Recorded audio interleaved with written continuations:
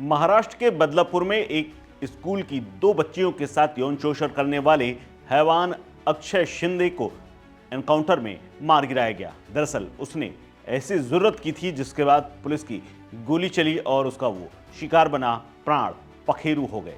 जी हां, सोमवार को जब पुलिस उसे पूछताछ के लिए तलोजा जेल से बदलापुर लेकर जा रही थी तभी उसने दुस्साहस करते हुए पुलिस अधिकारी की न सिर्फ पिस्टल छीनने की कोशिश की बल्कि उनके ऊपर फायरिंग कर दी, जिसके बाद एक पुलिसकर्मी घायल भी हो गया। जिसके बाद पुलिस इंस्पेक्टर ने जवाबी कार्रवाई करते हुए अक्षय शिंदे को सीधे गोली मार दी। पुलिस सूत्रों ने बताया कि वैन में कम जगह होने के चलते पुलिस की जवाबी कार्रवाई की गोली शिंदे के चेहरे पर लगी, जिससे उसकी मौके पर ही मौत हो गई। बदलापुर के स्कूल में बच्चियों से हैवानियत करने वाले अक्षय पुलिस ट्रांसपोर्ट के दौरान भागने की कोशिश में था और उसने ये खतरनाक साजिश खुद रची थी, लेकिन उसकी ही साजिश उसका काल बन गई।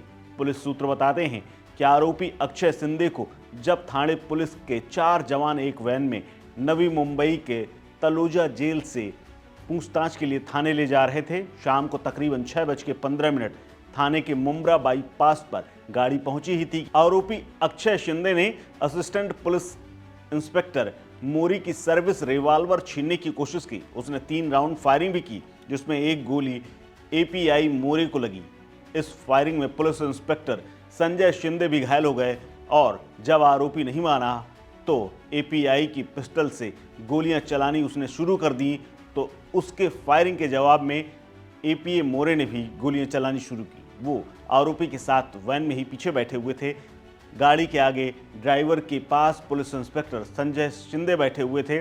जैसे उन्होंने फायरिंग की आवाज़ सुनी वो अलर्ट हुए, अपनी पिस्टल निकाली और टीम को बचाने के लिए सेल्फ डिफेंस में अपनी सर्विस रिवॉल्वर से गोली चलाई। गोली अक्षय शिंदे पर फायर किया गया था और गाड़ी में कम जगह के चलते बुलेट सीधे अक्षय शिंदे के चेहरे पर लगी, जिसकी वजह से अक्षय की मौके पर ही मौत हो गई। जबकि अस्पताल पहुंचने पर डॉक्टरों ने कहा कि इसका खून बहुत बह चुका है और इसीलिए इसकी मौत हो चुकी है। वहीं आरोपी शिंदे की मां अलका शिंदे ने कई आरोप लगाए हैं।